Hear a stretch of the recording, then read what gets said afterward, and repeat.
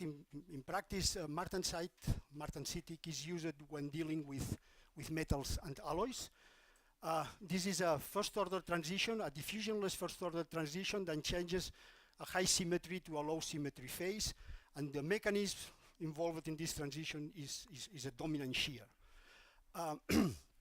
This transition can be induced either by changing temperature and by application of stress. Actually, stress is the conjugated field of the order parameter, that is strain. And an important point for my talk is that in some circumstances these transitions are inhibited and the system gets frozen in a glassy phase, and this is what I will call the strain glass phase. The transition, this martensitic or a ferroelastic transition, show a thermal character to a very good approximation, and typically they proceed intermittently as a sequence of avalanches. So they are of interest for this community, and this intermittent character is due to an interplay of the transition and some kind of quencheting disorder. In fact, in this class of materials, there is a broad coexistent region, and this coexistent region can be understood as a complex free energy landscape with multiple metastable minima, so that the system gets frozen in one of these metastable minima, and for the transition to progress, one needs to drive the system by an external parameter, either temperature or stress, and this parameter changes the free energy at some points. There are relaxations from one metastable state to another, and these relaxations are related to the avalanches. The important point is that associated with these avalanches, the systems show discontinuities in the strain, and these discontinuities in the strains measure the size of the avalanches. And these are complex multiscale domain microstructures that are observed in this coexistence region, these beautiful patterns. These are optical microscopy, and they show with polarized light. These avalanches can be detected by many different experimental techniques, including calorimetry, synchrotron X-ray, resistivity, etc. But a very convenient technique is acoustic emission. Here one takes advantage of these strain discontinuities. Associated with these strain discontinuities, there are acoustic waves that's generated, and these acoustic waves can be detected with appropriate transducers, typically piezoelectric transducers, in the range from kilohertz to megahertz, and this is an excellent method to characterize the avalanches taking place in this transition. So this is the typical setup to detect this acoustic emission. This is exactly the same kind of setup that Edward discussed 3 days ago. And the interest of this acoustic emission, especially in this class of systems, is that this is a very sensitive technique where submicrometric displacements can be detected. Perhaps the essential point is that this technique has an excellent time resolution, and this is crucial for the avalanches. This is a typical signal. Signals are detected above a preset threshold. The threshold is introduced to avoid the instrumental noise, and different quantities can be defined. The amplitude is the maximum voltage, or the duration of the signal, or the energy, which is related to the integral of the square of the voltage which is detected. And these are examples. These are 2 examples of this class of acoustic emission measurements in 2 different martensitic transitions. This is for cubic tetragonal, this is iron palladium, and this is for cubic to monoclinic, this is copper zinc aluminum. And here in the upper panels I show the acoustic emission activity. The acoustic emission activity is typically obtained as the number of events or jerks which are detected per unit or certain unit of time. This unit of time is usually taken large enough so that the activity can be compared with, let's say, more macroscopic techniques like calorimetry, for instance. And in the lower, in these panels here, I show the corresponding distributions here of amplitudes, here of energies of these avalanches. And the interesting point is that these distributions are, to a very good approximation, power law in a quite broad range of values, both energies and amplitudes. And typically one assumes that these avalanches in martensitic transitions occur with absence of time and size scale, so there is some kind of avalanche criticality associated with this class of transition. Therefore, the distribution of avalanches, the distribution of energy is assumed to be power law, and the relationship between the different quantities, the statistical relationship between the different quantities is also assumed to be power law. Different exponents can be defined, and these exponents satisfy some scaling relations, and in particular these three exponents defined here must satisfy this scaling relation. So in martensitic transition, the exponents can be grouped in classes, and these classes basically depend on the symmetry reduction that occur at the martensitic transition. Or more specifically, they depend on the ratio between the symmetry operations of the parent and martensitic phase, and this ratio basically determines what sometimes we call variant multiplicity, or if you want, the degeneracy of the ground state in this system. So here I show some results that had been reported in the literature for transition from cubic to monoclinic, cubic to orthorhombic, and cubic to tetragonal. The variant multiplicity in these cases is 12, 6, and 3, and you see that the exponents alpha and epsilon corresponding to the distributions of amplitude and energy changes with these numbers here with variant multiplicity. In all cases, however, the exponent z that relates energy and amplitude is consistent with a value of 2. These results, in fact, can be understood as taking into account that by increasing variant multiplicity, the number of pathways connecting the high and the low temperature phase increases, and as a consequence of that, one expects that let's say the probability of low avalanches with respect to the probability of high avalanches is modified, and therefore one understands why there is this change in the exponent. Well, back to this ferroelastic transition. It is very common that this ferroelastic or martensitic transition are preceded by precursors. So precursors here are signatures of the ground state in the form of nanoscale textures.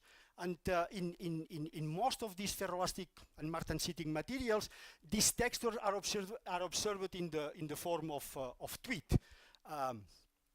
Tweet is this cross-hatched modulation that occur at nanoscale, and sometimes these modulations, these textures are observed hundreds of degrees above the let's say the actual transformation. And this is a consequence of some kind of interaction of the system with quencheting disorder in the material. In some cases, however, and a very important family of materials is the nickel titanium based alloys, instead of tweet, one observes nanodroplets of the incoming phase. So there is no modulation, but instead some droplets can be observed here that occur much above the transition. And it is precisely in this situation where a strained glass has been observed. And it has been suggested that this is a consequence, that this class of materials that shows a behavior a little bit different, shows a relatively low, at least compared with this class of materials here, a relatively low elastic anisotropy. So typical elastic anisotropy in this class of materials is above 10, while in these titanium nickel materials, the elastic anisotropy given by the ratio between the elastic constant C44 and C prime is about 2, 3, perhaps 4, but it's much lower than in this situation here. And this is a typical, and this is a schematic example of the phase diagram which is expected in this class of materials. So this is temperature versus defect concentration. Typically defect concentration is related to some kind of chemical disorder, and usually it is measured as a deviation of concentration with respect to some given stoichiometry. So for low defect concentration, so close to this stoichiometry, the system transformed from a high temperature phase to a ferroelastic phase, so the system gets long range order, while for high disorder there is a transition to a frozen strain to the strain glass phase. Well, this is not clear, this is probably not a transition, but this is simply a crossover to this. The system is kinetically arrested in this strain glass phase.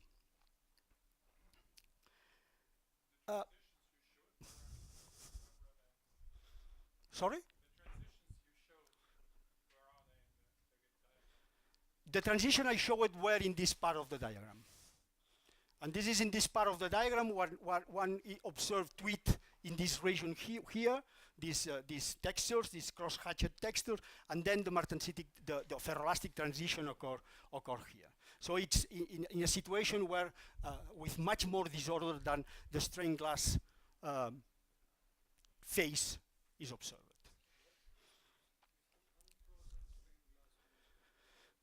Well, I took this. I don't like the word unfrozen strain glass. It's a precursor. Is a precursor region. They use it here. Well, my name is also here, but but I didn't like very much this word. I agree with you. So. In fact, I discussed it with some of these people, but they insisted. And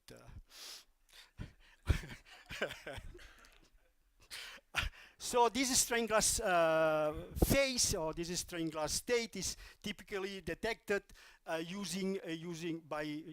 from DMA measurements, dynamic and mechanical analysis, where one measures an elastic modulus as a function of frequency, and this modulus show strong frequency dependence. And this is very similar what happens in cluster glasses or in relaxers, where the susceptibility is in fact the inverse of this modulus, show strong frequency dependence. In fact, look, this minimum here depends on frequency through this Fulcher law, which is a very typical law for glasses. Another way to detect strain glass is from the splitting in strain versus temperature measurement of under protocols zero field cooling and field cooling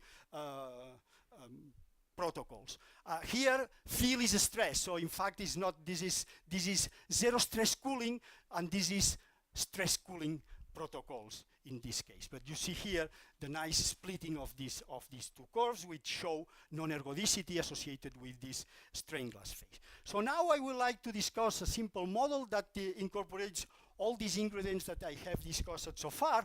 So I would like to introduce a model that takes into account the symmetry change at the transition, that takes into account the sensitivity to local perturbations, so disorder in the form of lattice defects, inhomogeneities, etc., that can result in some kind of long-lived fluctuations of the low temperature phase. These are the precursors that I talked about.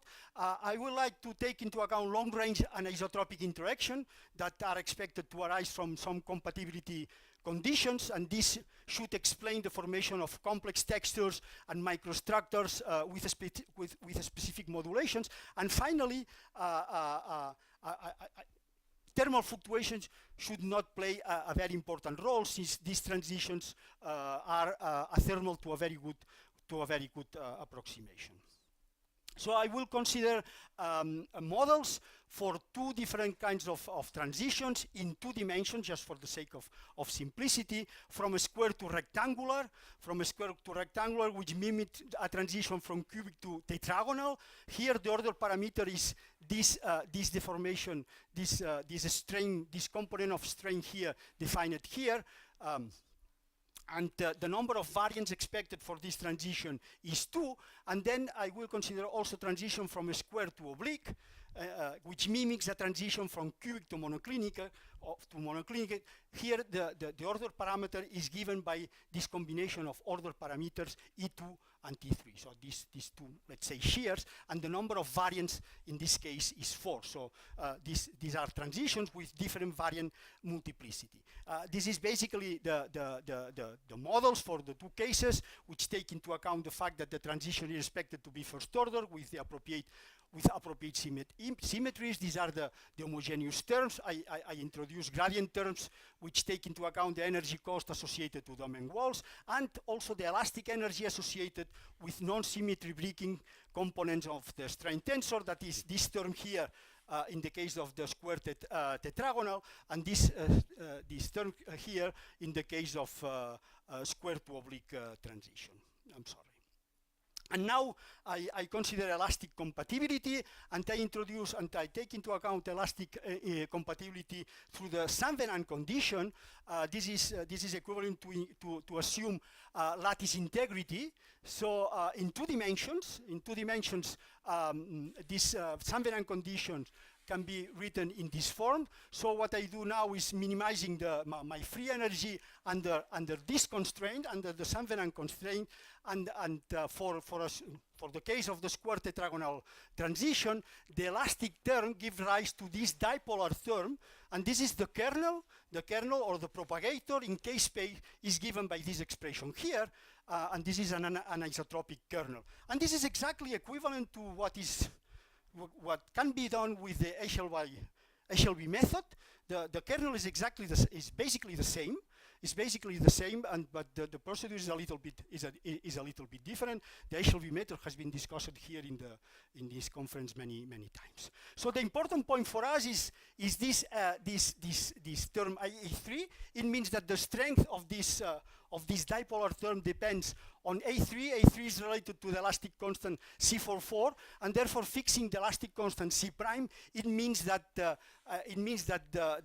this anisotropic long-range term is proportional to the elastic anisotropy of the system, which means that for large anisotropy, one expects that the dipolar term is minimized under this condition, and this means that one expects strong correlations along the diagonals of the squares, and this is in this situation where one expects twins, and therefore ferroelastic phases, and also tweet at high temperature.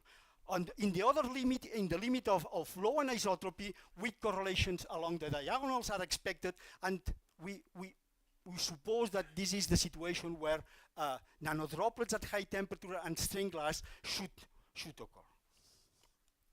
This is exactly the same thing, but for the case of the square oblique transition, the situation is a little bit more complex, with different terms in the kernel due to the complexity with the 2 order parameters, but the physics is basically the same. So now we need to introduce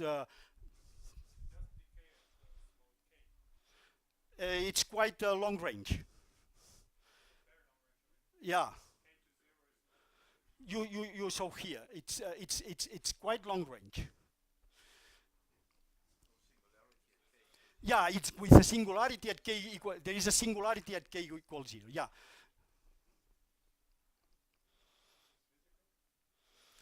Yes. This is typical in elasticity. This is what is expected in elasticity. Yeah, it's a void. Yeah. It's an essential point. It's more than essential. Okay, so disorder.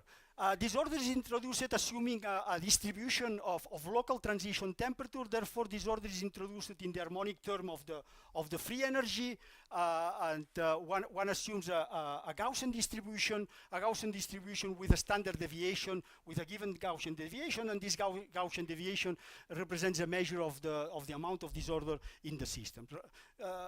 With respect to the dynamics, we assume a strict relaxation and dynamics, which do not consider thermal fluctuations, so we mimic a strict thermal situation. So the dynamic equation is given is expressed here, where G is a Gibbs free energy, where I have assumed here the presence of an external field, a stress that couples to the order parameter. And these are some examples obtained by simulation of this model under different situations. This is high anisotropy and high temperature, and one observed this cross-hatcher modulation, the tweet. This is high temperature but low anisotropy, and one observed some nanodroplets. The situation is quite different. This is high anisotropy but low temperature, and this is the typical ferroelastic phase with the twins, and this is an intermediate situation where still the twins are there but much less well defined, and all these patterns are compared with real images obtained in similar situations, and the comparison is quite good. So the model is able to reproduce the patterns that are observed in this class of models. So the results of the model can be summarized as follows. So basically the dynamics of this system is essentially controlled between disorder and long-range interaction, which is measured in practice from elastic anisotropy. And in this system, strained glass is basically due to a kinetic arrest, and this kinetic arrest is a consequence of a lack of driving force to overcome the energy barriers that are associated with disorder due to a weak elastic anisotropy. So due to the absence of correlations along the diagonals. What is obtained is summarized in this figure here. For a given alloy, so characterized by a given elastic anisotropy, a critical amount of disorder exists above which glassy behavior occurs. And this glassy behavior in the simulation is detected from zero field cooling protocols as shown here. This is a simulation. In this figure here, this is the result. The line is the result of the model. This is a square root, and the different color symbols corresponds to experimental results. In the experiments, the critical amount of disorder is measured as the composition at which the martensitic transition disappear in the phase diagram. And you see that there is a quite good agreement between the results of the simulations and the experiment. So this is interesting to see where in which region strained glass behavior should be expected. Let me now go to the study of avalanches in this class of materials. So let's assume any glassy system, either cluster glass, relaxor, of strained glass. By application of an external field, the system gets ordered. So let's see what happens when we start from a given configuration. For instance, from a strained glass, we apply stress, and we analyze the stress-strain curves to induce a single variant Martensite. So we start here from the strained glass, and this is the stress curve, and you see that the existence of discontinuities in the strain, these are the avalanches. However, the situation is very different when starting from different situations. Here, the amount of disorder is the same in the three cases, but the anisotropy has changed from 0.2 to 1, and here we start from a ferroelastic phase, and this is the behavior to induce a single variant Martensite. You see that the situation is very the behavior is very different here and here. Here we have a very large very large avalanches. Here, the avalanches are quite small. These are examples of avalanches. The avalanches are measured as the size avalanche is measured as a difference of strain. This is a very teeny avalanche. You see here the red spots here corresponds to indicate or illustrate the change of stress. And here, this is a large avalanche. This is the change of stress that occurred in this avalanche here. What I wanted to say is that here the avalanches are not localized in space. What we have assumed an avalanche is not an event which is strictly localized in space. And this different behavior is better seen in the distribution of the avalanches. The distribution of the avalanches is here. So we have moved at a given amount of disorder, low temperature, along this line by increasing the anisotropy, and you see that the behavior changes from supercritical when starting from a strain glass phase to subcritical when the original state is a ferroelastic state. And there is critical behavior at some point with an exponent alpha 1.5, and this critical behavior is observed exactly close to this line separating, let's say, ferroelastic from glassy behavior. And this is a summary, we can move along this line, or we can move along this line, and the critical behavior is obtained along in this line here. So this line is not just a crossover from glassy to ferroelastic situation, but this corresponds, in fact, this is the prediction of the model, this corresponds in fact to a line of avalanche criticality, which is an interesting point. And finally, I would like to show these very preliminary results. These are the study of avalanches along the transition in the absence of field. So just by changing temperature. And here we have analyzed the avalanches in the square rectangular case and in the case square oblique case. So these are the microstructures are low temperature, much more complex in this situation. We have 4 variants here, and well, still we need to improve the statistics, especially for this class, for this kind of transition. The statistics is still very bad, but these preliminary results show that the exponents associated to the distribution of avalanche size or to the distribution of free energy dissipation are different in this transition and this transition. And in fact, the exponents are different in these 2 cases. So the size avalanches and free energy, dissipated free energy avalanches show different exponents, and we have found that the dissipated energy scale with the square of the size of the avalanches. But this is a preliminary result. We need to work more on this along this line, but this is a confirmation. So these results confirm this idea that by increasing the number of pathways that connect the high and low temperature phase, the exponents vary. And finally, these are my conclusions. I led my conclusions here, and I thank you for your attention.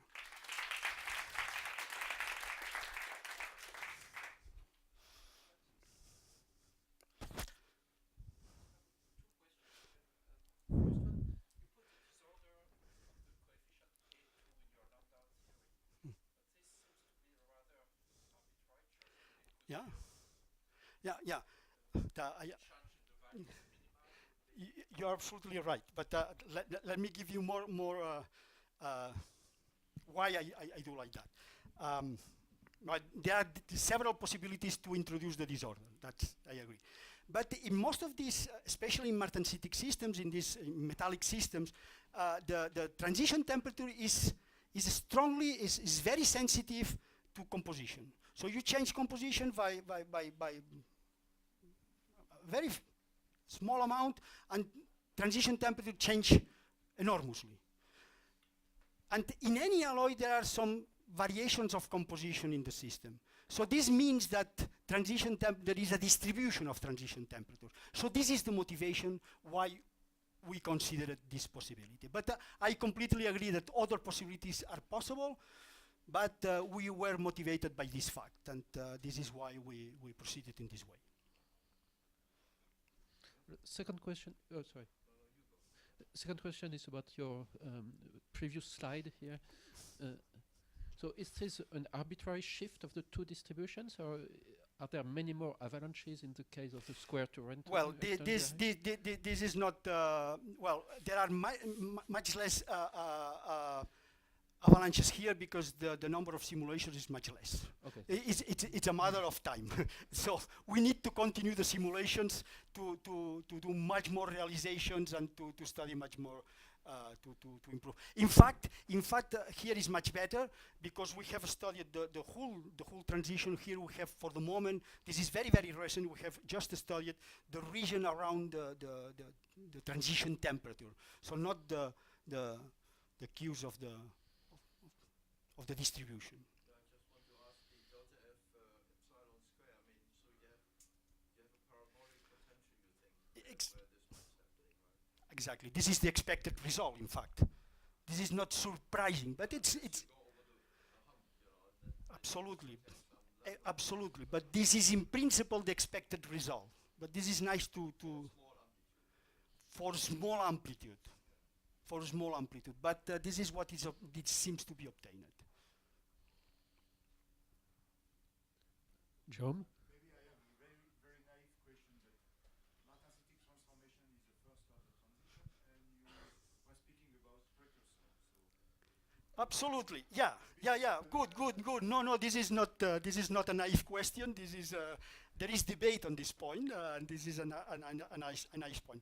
So here, the kind of precursor I'm talking about are static precursors, not dynamic precursors as they are observed. Detected close to a real, let's say, equilibrium critical point. So these are static precursors, and these static precursors are essentially due to quencheting disorder. So this is why they can happen at very high temperature, even though the transition is clearly first order. But these are different kinds of precursors. But this is an important point. I didn't discuss this fact, but this is important. I know that you don't agree with me on that point. No, it's fine. Static one, but what I'm saying is, if you go to the dynamic one, very close to DC, right? I mean, in the first order transition, you still have tweak. Okay, that's absolutely, but that's dynamic tweak. But I agree. So Both exist in first order transition, but you have to go very close to the well. a few percent. Okay. Yeah, because the fluctuations start to be important. Yeah. Okay, so thank you. Thank you.